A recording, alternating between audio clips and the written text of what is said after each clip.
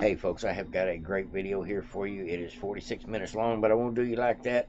But you are welcome to go over to Tucker Carlson on Twitter, or should I say X, and watch the full 46-minute long interview. It is with none other than our great Attorney General, recently acquitted, Ken Paxton. And he is not just a great Attorney General for the state of Texas. He has been trying since 2020 to bring awareness to the election integrity process. He even tried to sue Pennsylvania's legislature over the way they changed the rules up there involving the voter IDs and things of that nature. And he also fought the Biden administration trying to implement this voter ID, no voter ID, and the ballot, the drop boxes and things here in Texas. And 12 out of 12 cases, Ken Paxton won here in the state of Texas, which actually, in his opinion, and mine, I guess you would say, it helped secure, at least made the process more transparent and a little more accountable. Now, let's go ahead and get into the video. I got a couple of minutes I'm going to play you at the beginning, and then I'm going to play you about 5 minutes down the middle, just where he really gets into the nitty-gritty of why they tried to take him out. Ken Paxton is a warrior as far as I'm concerned. You can tell he loves his country. He is, just like Trump, been put on the chopping block with a fail. They didn't make it. They had no evidence against him other than the fact they didn't like him, and that's the sad truth of the matter. If you watched any of that hearing that happened over this last week, there was no there, and the proof come out in the pudding. And he was acquitted of all 16 impeachable charges that they tried to throw at his ass. Sad situation is, this is what we can look forward to until 2024, and we're able to take our country back. They're going to go after anybody that fights their processes, which is doing it their way, no questions asked, nothing to see here, and definitely don't raise no red flags when it comes to checking into the Democrats' way of handling things. You know what I'm talking about, folks. Let's go ahead and get into this video clip here. It is awesome piece of information, just how this whole thing was presented to try to turn Texas blue. And Ken Paxton actually puts it together for us in the best of ways.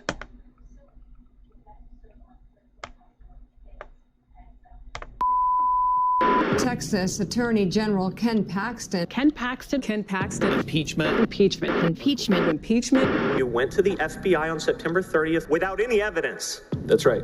We took no evidence. Allegations of bribery, unfitness for office, and abuse of public trust. He's being attacked by his own employees. Did you gain any after that?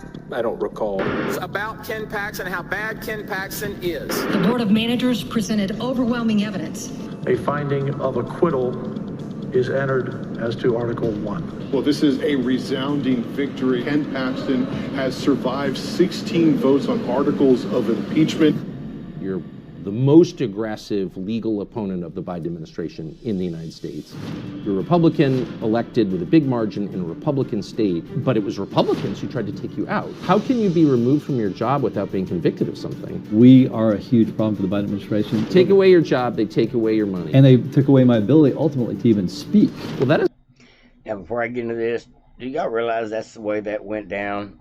The House decided, with no evidence, they were just going to one day get together and throw up a vote. We're talking about the Rhino Republicans, Karl Rove, Bush era Republicans that are still controlling our House and our Senate here in Texas.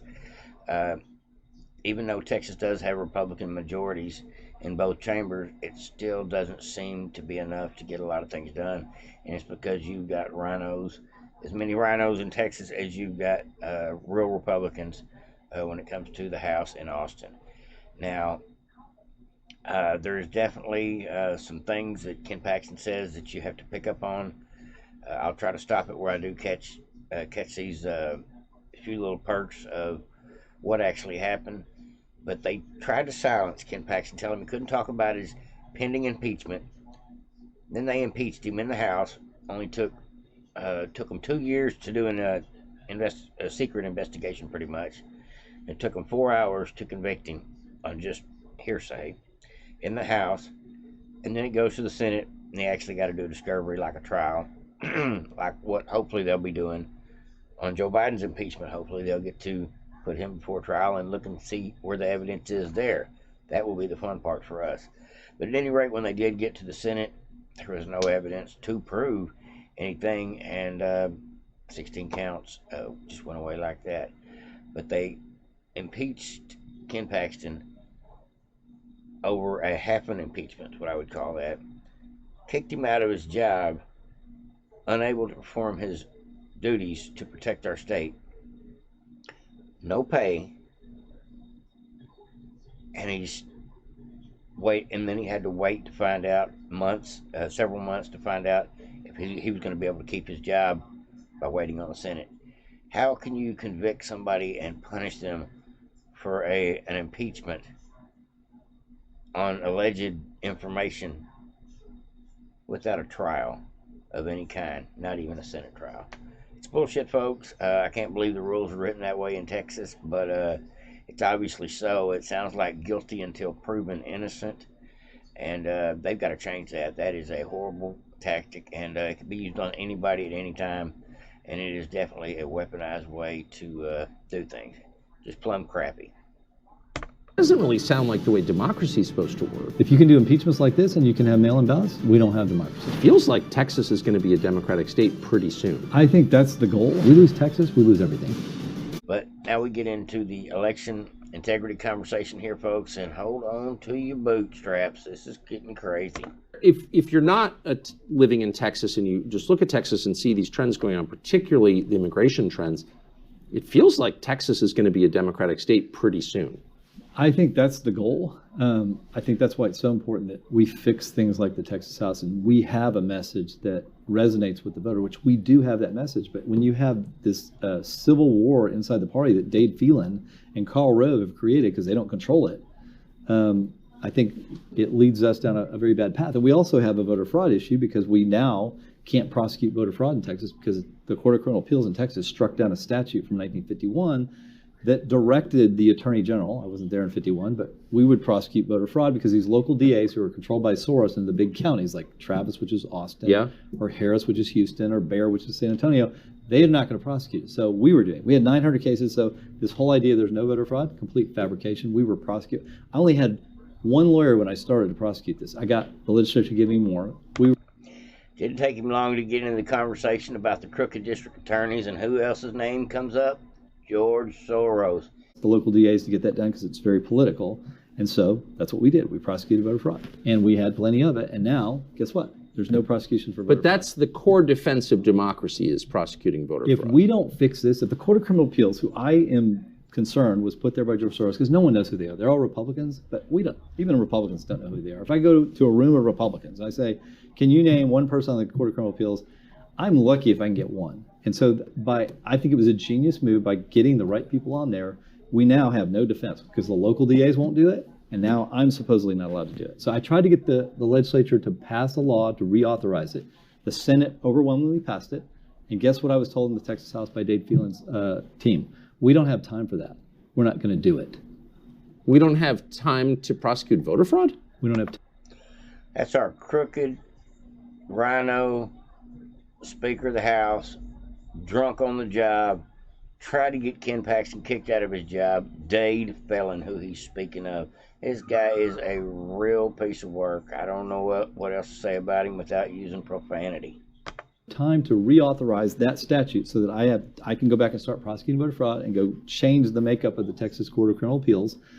I was told by the Speaker, we don't have time for that. It, in my opinion, most important issue we have, because every other issue falls on whether we can elect the right people. Of course, and whether voters have the power to send their choice into office. I mean, that is an absolutely true statement. Borders are super important. Security, defense, economy, all very, very important things to maintain functionality and success of a country.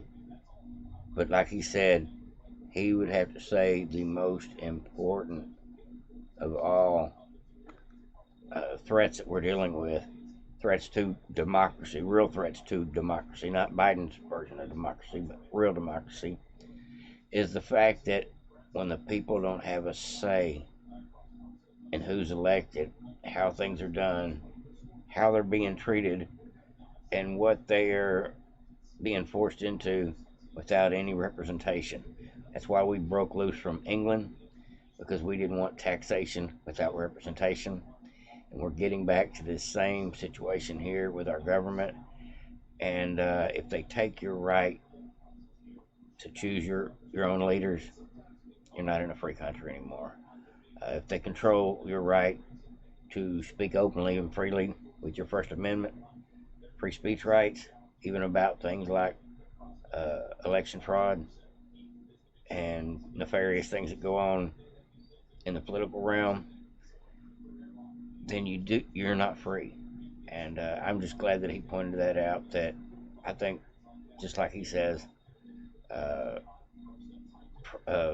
voter integrity issues is probably the quickest way. Not having voter integrity is the quickest way to lose a country in 4 years or less. It's just facts, folks, and we see it each and every day. Proof's in the pudding. Let's get back into it. Do voters have power is the real question. Exactly, and if you think about it, if we lose the state, the laws are going to change. All the voter laws are going to change. We're going to be going to California where you can just mail in ballots. And what I know from mail-in ballot, having fought this for the last election, winning 12 cases on mail-in ballots that unfortunately other states like Georgia did not fight, I know that mail-in ballots are completely unreliable. If you just mail them out to everybody, you have no idea who's sending them back. There's no verification. And when they say you can't prove voter fraud, they are right. Because normally what you have to do, if you're going to mail in ballot, you have to satisfy the laws under certain categories. You're over 65, you're out of state, you're disabled. You sign an affidavit and you send it in with your application that this is my signature. And then when you send your ballot back, they send you a ballot in an envelope. You sign that envelope with your signature, stick the ballot in, and they verify the signatures. Not the best, not as good as photo ID that we have for all other voting, but it still is something. But when you change it to mailing it out to everybody, we have no idea. We have no signature verification. We have no idea who's voting. So when they say, you can't prove voter fraud, that's the system that they like, because we can't prove voter fraud if we set up a system that's completely open. And that's what's happening in America. So that's why Georgia, which most of us thought was a kind of conservative state, became one of the most left-wing states in the country, you believe, because of mail-in ballots. I sat there on election night. So I told the president in I think it was May, I said, Mr. President, I have 12 lawsuits in the most liberal counties. I'm losing in every county because they sued in liberal counties where all the judges are liberal. Court of Appeals are liberal. I'm going to have to find a way to get to the Supreme Court or the Fifth Circuit before it's too late, before they mail those ballots out, or you won't win Texas. I guarantee you, if Harris County can send out 2.7 million ballots, you won Texas by 600,000, you will not win. And if we have multiple counties doing that, they'll just figure out how many votes they need. We won every single lawsuit, all 12. And I told him, we lose one, you're done. He didn't believe me. And I said, you've got to watch this in other states, because if this is happening in Texas, which it looks like it's a national program, I can only focus on Texas. You better make sure this doesn't happen in other states. See there, folks, Ken Paxton's seen it. Ken Paxton's seen it coming. He warned Trump about it. He even got other state legislatures involved on how the whole plan lays out as far as he's concerned, how it was facilitated. And he was one of the few states that actually had an attorney general that took the immediate reaction to start suing before the nefarious possibilities could happen. Smart thing he did. I'm glad he saved Texas, as far as his conversation says. And I have to believe this: 12 cases were cited in his favor, or in the favor of election integrity in Texas, and that was obviously the difference in Texas not turning blue in 2020 as well. That would have just been another big red flag, but now we know the system, folks. We've got to prevent it one way or another. That's why if you live in another state besides Texas, maybe you need to call your attorney general if they're not a Democrat, and find out why they're not talking to Ken Paxton and some of these other great folks in this fight. All right, let's watch a little more of it, folks, before we jump out of here. And sure enough, Georgia, which had the same margin of victory for Trump 4 years prior, they don't stop it. The governor, the AG, they sign a consent decree, and they have mail-in ballots with no signature verification. They have drop-off boxes, and they allow all these mail-in ballots. And guess what? Now Georgia, that had the same margin of victory for Trump, now suddenly we have a 8 or 9% win for Trump by protecting the ballot box. In Georgia, he loses by what, 14,000? I don't know what it was, a small amount. And I knew when they stopped counting votes on election night, I'm sitting there watching, going, this is what they would have done in Texas. And all the what was that about? What's that? They stopped counting votes on election night? Because what they needed to figure out was how many real votes there were, so they could figure out how many mail-in ballots to apply to the election. That's what they would have done in Texas. I'm convinced. So you think that was fraud, right? I have no doubt, having been through that whole process. It wasn't just a water leak? It was definitely planned. I mean, it would have happened in Texas.